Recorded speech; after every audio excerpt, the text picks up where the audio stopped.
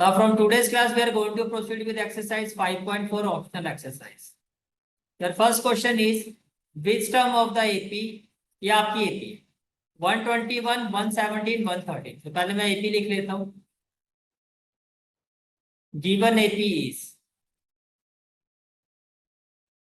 first term is 121, then 117, then 117 and then 113. Is it clear? ठीक है. तो ये आपकी गिवन एपी है. आपको कहा जा रहा है, अब देखो ये एपी डिक्रीज हो रही है ना, ध्यान से देखो, धीरे धीरे क्या हो रही है, कम हो रही है. तो कम होते होते कभी तो ऐसा होगा इसमें नेगेटिव टर्म आएगी. तो आपसे पूछा जा रहा है कि इस एपी की जो नेगेटिव टर्म होगी वो कौन सी टर्म होगी, कौन सी क्या होगी, ये नहीं पूछा जा रहा, कौन सी होगी, विच टर्म. भाई वो 10th टर्म होगी, 12th टर्म होगी, 25th टर्म होगी, 30th टर्म होगी, कौन सी टर्म होगी जो इसके पास नेगेटिव टर्म होगी.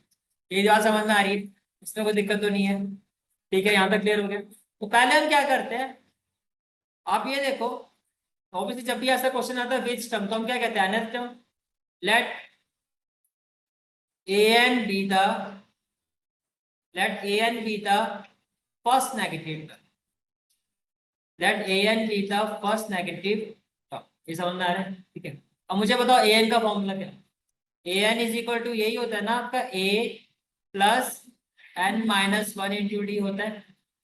an इक्वल टू क्या हो जाएगा, अगर मैं a की बात करता हूँ तो क्या कहोगे 121, n मुझे फाइंड करना है, और d क्या हो जाएगा 117 माइनस 121 माइनस 4. ये समझ में आ गया आपको. ठीक है, मैं लिखूं an is equal to 121 plus minus minus 4 within bracket n minus 1. ये समझ में आ रहा है. an इक्वल टू क्या हो जाएगा 121 माइनस 4 एंड माइनस माइनस क्या हो जाएगा प्लस 4. ये समझ में आ रहा है. an इक्वल टू क्या हो जाएगा 125 माइनस 4. इतनी बात समझ में आ गई. नॉर्मली जैसा करते हो वैसे किया क्वेश्चन. अब आपने कहा कि ये फर्स्ट नेगेटिव टर्म हो. अब आपने क्या कहा, फर्स्ट नेगेटिव टर्म होगी because an is negative term. Therefore can I say that जो भी an की वैल्यू होगी वो 0 से छोटी होनी चाहिए. ये बात समझ में आ रही है. अगर ये नेगेटिव टर्म है, क्या आप इस चीज से एग्री करते हो कि जो भी इसकी वैल्यू होगी वो 0 से क्या होगी, छोटी होगी. इसमें कोई डाउट है तो बताओ. क्लियर है यहाँ तक. ठीक है, अब an की वैल्यू क्या है आपकी, an की वैल्यू क्या आई है हमारी 125 माइनस 4 है. तो इसका मतलब ये नहीं हुआ कि 125 माइनस 4 एन जो है ये लेस देन 0 होगा. आप कह रहे हो an जो होगा वो लेस देन 0 होगा, इसका मतलब an की जो भी वैल्यू होगी वो लेस देन क्या होगी 0. इससे एग्री करते हो. ठीक है, इसका मतलब क्या, तो कहने से दैट इसका मतलब जो 125 होगा वो लेस देन 4n होगा. ये इधर शिफ्ट हो गया तो प्लस हो गया. इसका मतलब यही हुआ ना कि जो 4n है आपका वो ग्रेटर है 125 से. इस तरफ फेस ओपन है वो ग्रेटर वैल्यू है आपकी. तो इसका मतलब क्या हुआ, n जो है आपका वो 125/4 से बड़ा होना चाहिए. एंड जो भी आपका 125/4 से क्या होना चाहिए, बड़ा. अब 125/4 क्या होगा, 4 3 जा 12, 5 4 1 जा 4 1 0, फिर क्या आ जाएगा डेसिमल. 4 2 जा 8, 10 में से 8 गया 2 0, 4 5 जा 20. इसमें कोई डाउट है तो बताओ. तो n की वैल्यू क्या होगी 31.25 से greater, n should be greater than 31.25. का मतलब क्या, it implies 32nd term will be the या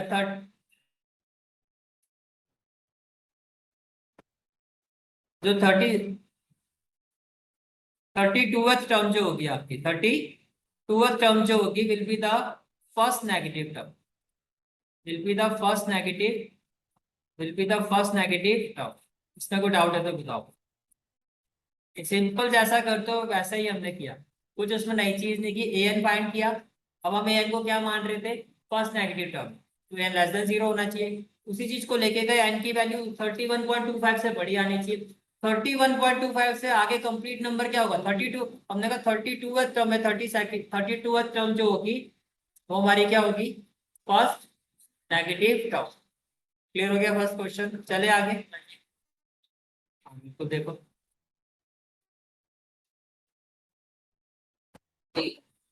हो गया क्लियर, ठीक है। Next question is question number 2। The question is sum of third and seventh term of an AP is। तो पहले जितना आ गया पहले इसी इंफॉर्मेशन के साथ हम आगे बढ़ते हैं। According to the question sum of third and seventh term, can I say that A2 plus A7 किसके इक्वल है?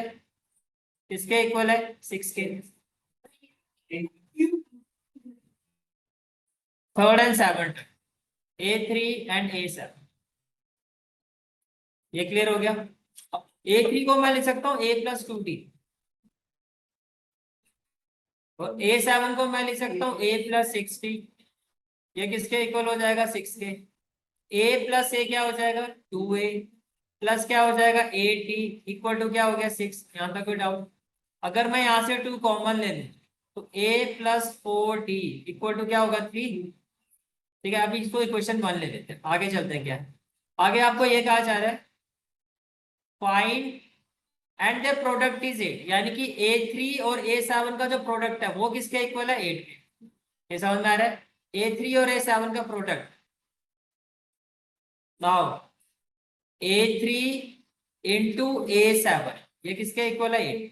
तो एक काम करो, ये जो फर्स्ट इक्वेशन है इसको आप थोड़ा और सिंप्लीफाई करो। क्या मैं यहां से लिखूं A is equal to 3 minus 4D और इसको इक्वेशन 1? ऐसा क्यों आप बताता हूँ आप, क्योंकि ये बिकॉज A3 को आप क्या लिखोगे? A plus 2D। A7 को आप क्या लिखोगे? A प्लस 6D और इक्वल टू में क्या हो जाएगा? 8। अब अगर मैं A को D की टर्म्स में लिखूं जैसे कि ये है, तो सारी इक्वेशन D में चेंज हो जाएगी, होगा? तो अगर मैं एक ही जगह लिखूं 3 माइनस 4D और प्लस में क्या हो जाएगा? 2D और इसे एक ही जगह फिर आप क्या लिखोगे? 3 माइनस 4D प्लस में क्या हो जाएगा? 6D इक्वल टू क्या हो जाएगा? 8। ब्रैकेट में क्या आ जाएगा? Using equation 1। इसमें कोई डाउट है तो? हाँ जी, क्लियर है यहाँ तक? ठीक है।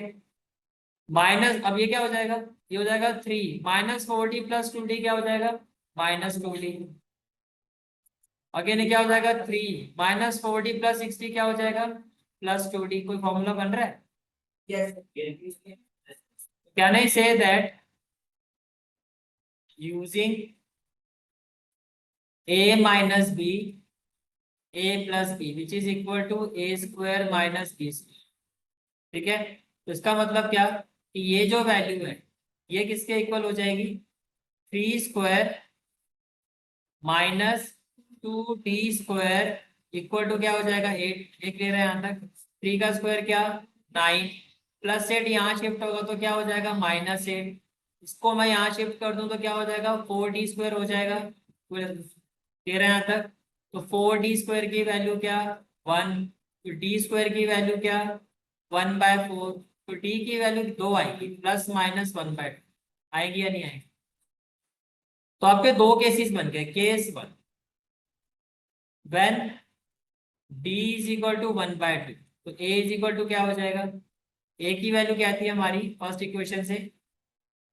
3 minus 4D। A is equal to क्या था? 3 माइनस 4D, यही था ना आपका? तो A इक्वल टू क्या हो जाएगा? 3 माइनस 4 इंटू 1/2, ये कैंसिल हो जाएगा। मैं लिखूं A इज इक्वल टू क्या हो जाएगा? 1। केस 2 ले लो, व्हेन D इक्वल टू -1/2। एक बार प्लस ले लिया और एक बार माइनस ले लिया, ये क्लियर है? अब A इक्वल टू क्या हो जाएगा? अगेन 3 माइनस 4, लेकिन D की जगह क्या हो जाएगा? -1/2। तो A इक्वल टू क्या हो जाएगा? 3 प्लस 2 से 2 कैंसिल कर दो, 3 प्लस 2 लिखूं। अब A की वैल्यू क्या हो जाएगी? 1। ये क्लियर हो गया यहाँ तक? ठीक है। अब क्वेश्चन में देखो क्या निकालना है। Sum of first 6 terms of the A, तो दोनों केसेस में अलग अलग केस होगा। Sum of first 16 terms of the A, तो आपको S16 निकालना है। तो इसका मतलब n की वैल्यू भी ये बना आपको, यही है ना आपके पास? क्लियर हो गया यहाँ तक? तो अगर मैं केस 1 के साथ जाता हूँ, केस 1 के साथ, इस केस के साथ जाता हूँ, तो देखो केस 1 में A की वैल्यू क्या है? 1 और D की वैल्यू क्या है? 1/2, डी की वैल्यू 1/2। अब आपको पता है एस एन इक्वल टू क्या होता है, n/2 2a plus n-1 into D होगा। तो इसका मतलब क्या, put n is equal to 16, directly लिखो S 16। It implies S 16 is equal to what, 16/2 2a 2 into 1, फिर n की जगह 16-1 और d की जगह 1/2। इसमें कोई डाउट है तो बताओ, क्लियर है यहाँ तक। तो ये कैंसिल होके क्या हो जाएगा 8। मैं लिखूं एस 16 इक्वल टू 8, 2 1 जा 2, 16-1 15 और बाय क्या हो जाएगा 2। ये क्लियर हो गया, ठीक है। तो एस 16 इक्वल टू क्या हो जाएगा 8, 2 2 जा 4 प्लस 15/2, 2 1 जा 2, 2 4 जा 8।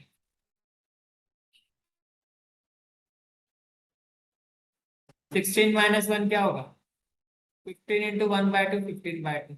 अब क्लियर है। तो क्या हो गया ये 4 इंटू 15 प्लस 4 19, 9 4 जा 36, 4 1 जा 4 होते आएगा 76। ये हो गया केस 1। अब केस 2 पर आ जाओ। केस 2, केस 2 में ए की वैल्यू क्या आई थी हमारी 5 और D -1। A is equal to 5 and D equal to -1/2। ये क्लियर है यहाँ तक, ठीक है। अब आपको क्या फाइंड करना है, एस 16।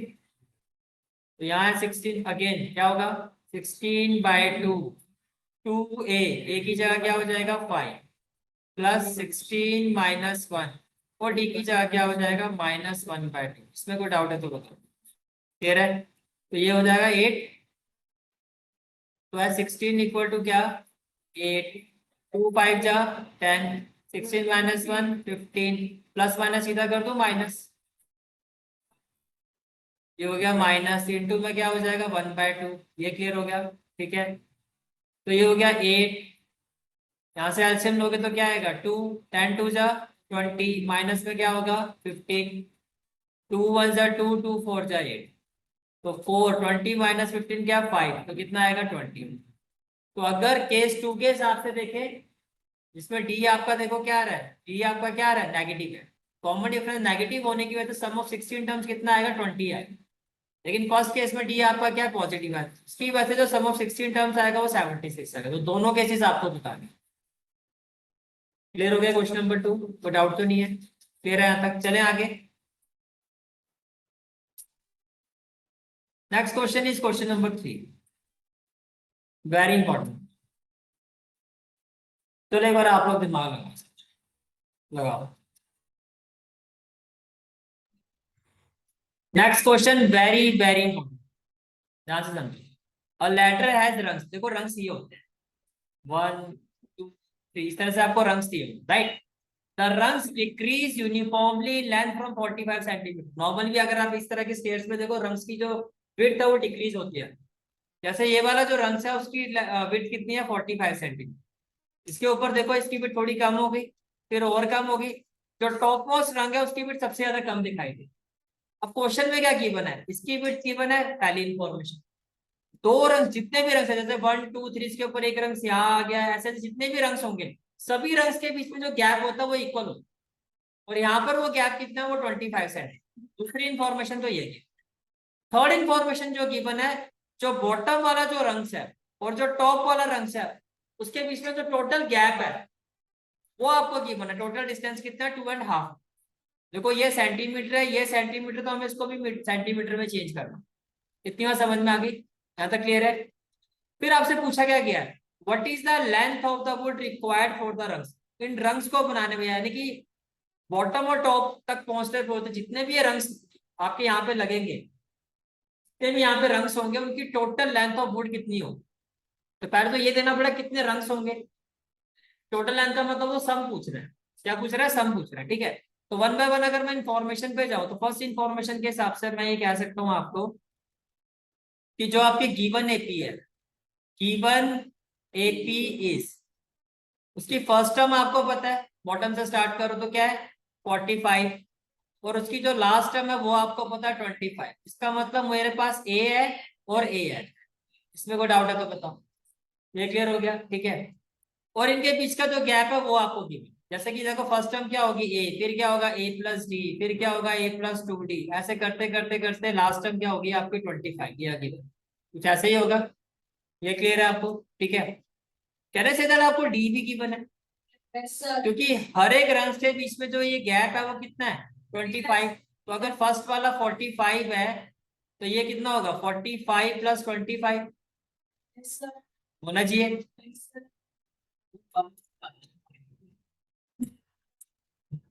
क्या सबके बीच में इक्वल है कि नहीं है? कॉमन डिफरेंस 25 है कि नहीं है? मैं एक नॉर्मल सी बात कर, ठीक है, इतनी बात समझ में आ रही है? मैं एक नॉर्मल सी बात कर रहा हूँ कि सबके बीच में जो डिफरेंस है वो कितना है, जो लेंथ के बीच में क्या है, तो इनके बीच में टोटल गैप है वो कितना है। पहले इतनी बात समझ में आ गई। अब मेन क्वेश्चन जो है आपकी इक्वेशन यही आपको गिवन है, ठीक है, यहाँ तक क्लियर हो गया आपको?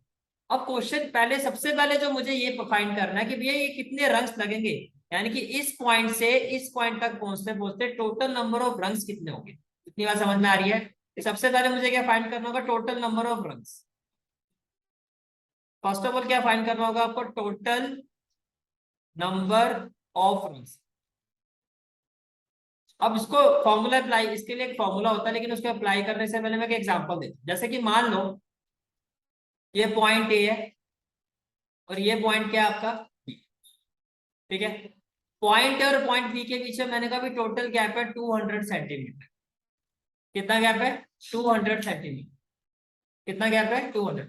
और ऐसे यहाँ पे कुछ पोल लगे हो 1 2 3, ऐसे मैंने कुछ भी पोल लगा दिए, और हर पोल के बीच में जो गैप है मान लो वो है 20 सेंटीमीटर। हर पोल के बीच में कितना गैप है 20 सेंटीमीटर, या मैं ऐसा ले लेता हूँ 100 सेंटीमीटर या 50 सेंटीमीटर का ले।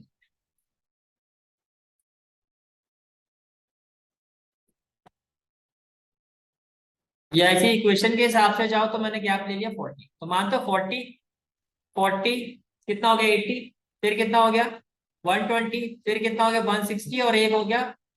तो अगर मैंने सबके बीच में इक्वल गैप रखा तो कितने यहाँ पे पिलर दिखाई दे रहे हैं आपको, 1 2 3 4 5 और 6।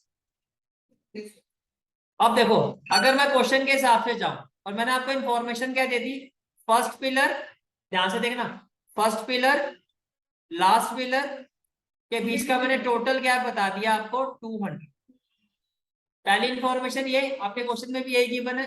तो दूसरी इंफॉर्मेशन मैंने आपको ये बता दी, मैंने जो एग्जांपल लिया इस पे बताओ, जो आपका गिवन क्वेश्चन है उससे मैं इसको रिलेट कर, आपको जो इन्फॉर्मेशन गिवन है, फॉरगेट अबाउट कि आपको पता है कि 1 2 3 4 5 6 ये पता है। आपको क्या क्या पता है कि फर्स्ट पिलर और लास्ट पिलर के बीच में कितना गैप है 200, और हर पिलर के बीच में जो गैप है वो आपको दे दिया मैंने कि 40 है। अब मैंने आपसे पूछा कि भैया अब ये बताओ कि फर्स्ट और लास्ट पिलर तक पहुंचते पहुंचते कितने पिलर आ जाएंगे। अब देखो आपने लिखा 200 और किससे डिवाइड कर दिया इसको 40 से, इसके हिसाब से तो कितना आना चाहिए 5, पर क्या यहाँ पे 5 पिलर है, कितने 6। तो यही फॉर्मूला होता है कि जो टोटल गैप है divided by gap between the two pillar plus 1। समझ में आ रहा है? Total gap divided by the gap between the two pillar plus 1। एक और एग्जांपल ले लो। अब गैप ले लो आप, मान लो ये गैप है 100, कितना है 100, दो पिलर के बीच में जो गैप है वो 10 है। अब मैं आपसे ये पूछ रहा हूँ कि भैया इसके बीच में फर्स्ट पिलर और लास्ट पिलर तक पहुंचने में कितने पिलर लग जाएंगे इसके हिसाब से। तो आपने क्या किया 100 total gap, gap between the two pillars plus 1, तो कितने लगेंगे 11। समझ में आ रहा है? अब यही फॉर्मूला यहाँ अप्लाई करके दो। अब आप क्या कहोगे, distance between bottom and top, यही होगा upon distance between two consecutive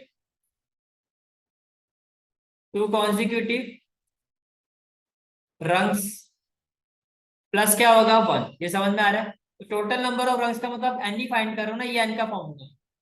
तो इस केस में आपका एन क्या हो जाएगा, देखो distance between bottom and top वो कितना है आपका, आपको कहा जा रहा है 2.5 मीटर, इसको मैं लिखूं 250 सेंटीमीटर। पहले आप लिख लो चाहे 2.5 में, लिखा आपने।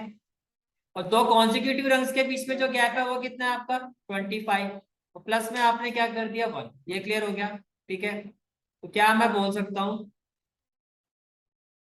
That n will be equal to, देखो 2.5, 2 जा 4 + 1, ये हो गया 5/2 इंटू 100 करूंगा, क्योंकि ये सेंटीमीटर तो ये भी सेंटीमीटर में होना चाहिए। अपॉन क्या हो गया 25 + 1, 2 से इसको कैंसिल करोगे तो क्या हो जाएगा 50, और n इज इक्वल टू क्या होगा 5 × 25 अपॉन 25 + 1। तो can I say that total number of जो रंग्स होंगे वो कितने होंगे 11। तो n इज इक्वल टू क्या हो गया 11। ये समझ में आ गया। इसका मतलब मुझे जो फाइंड करना है, क्या फाइंड करना है, what is the length of the wood required for the rungs. अब आप क्या लिखोगे,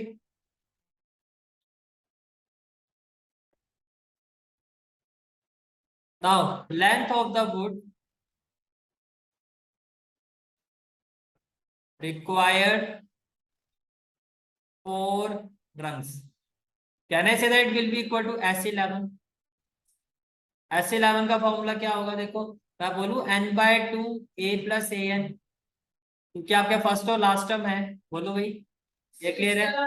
पहले आप यहाँ लिखो Sn, जैसे आपके पास Sn आ गया तो इसका मतलब क्या, S11 क्या हो जाएगा 11/2 a + a11।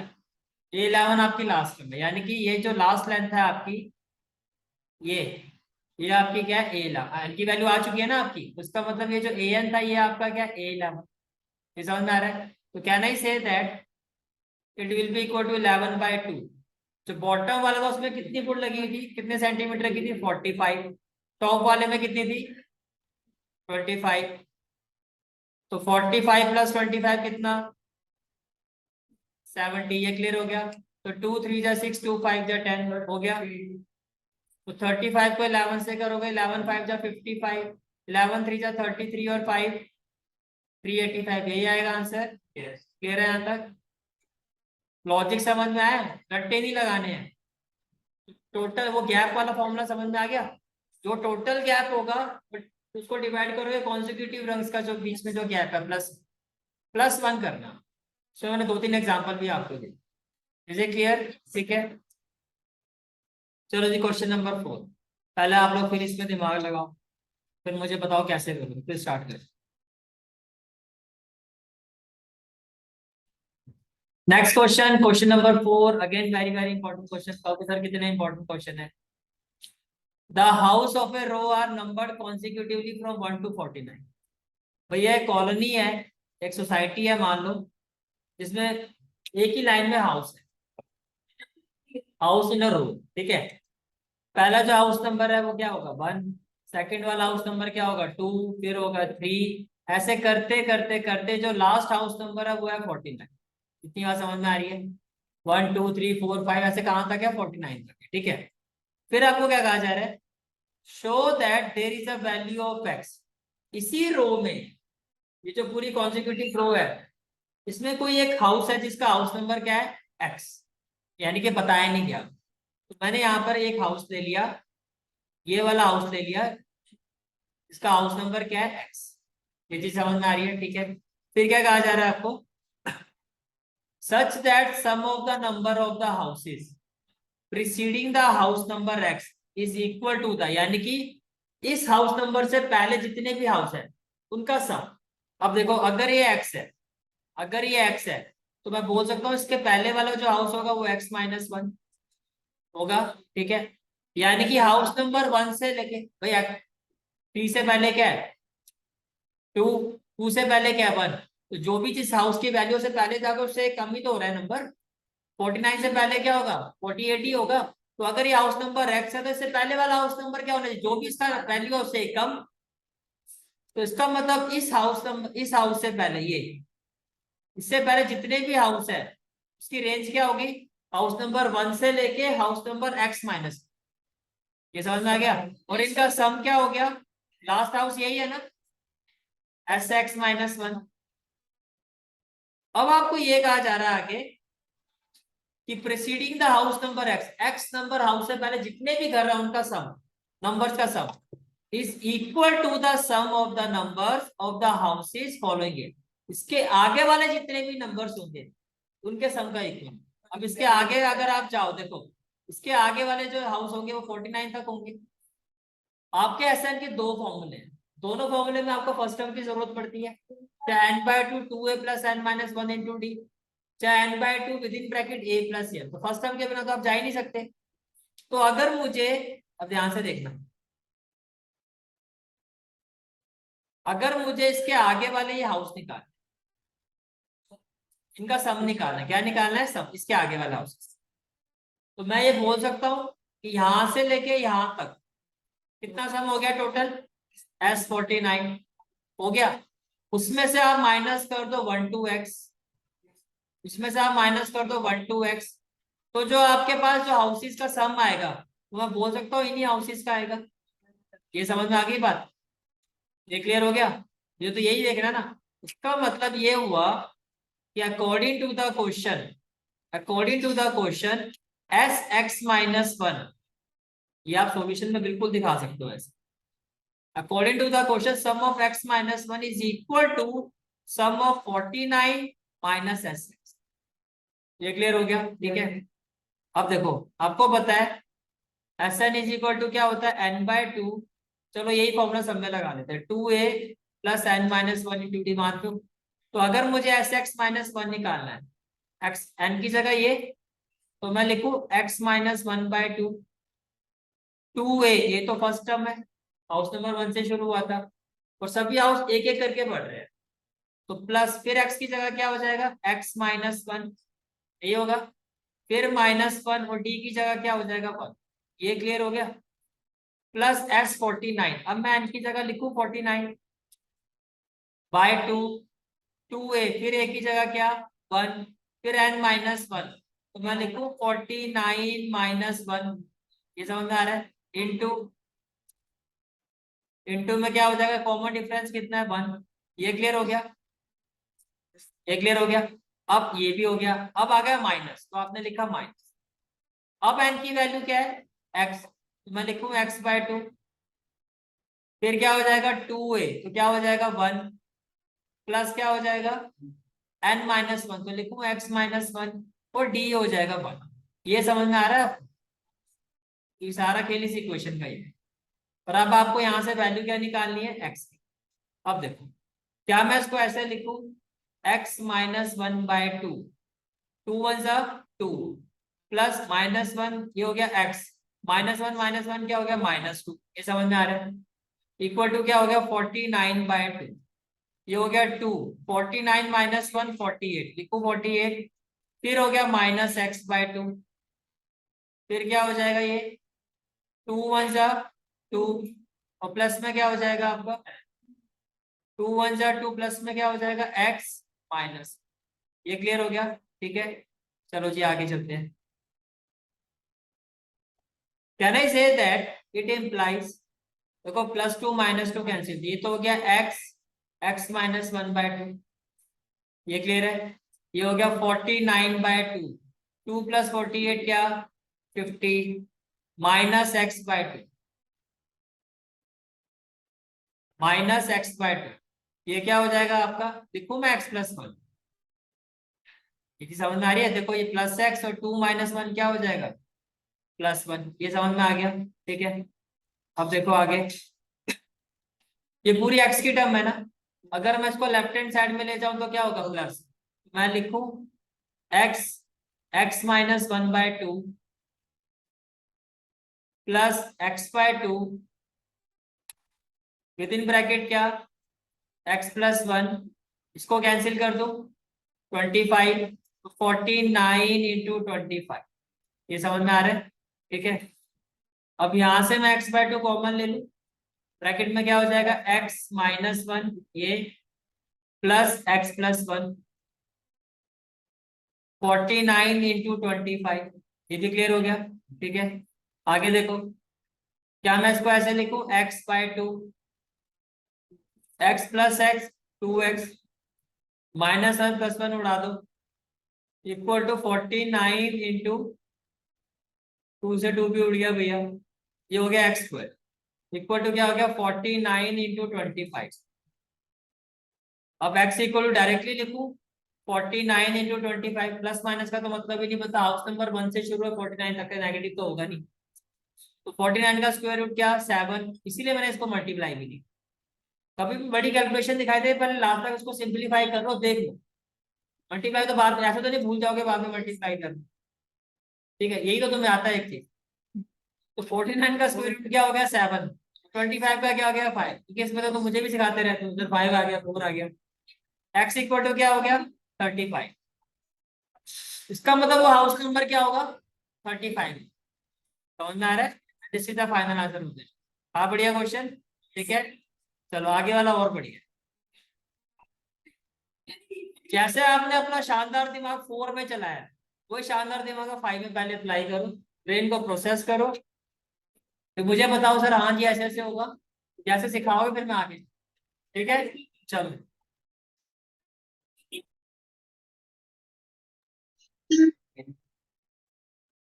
Again very important question. A small terrace at a football ground comprises of 15 steps. So can I say that first of all,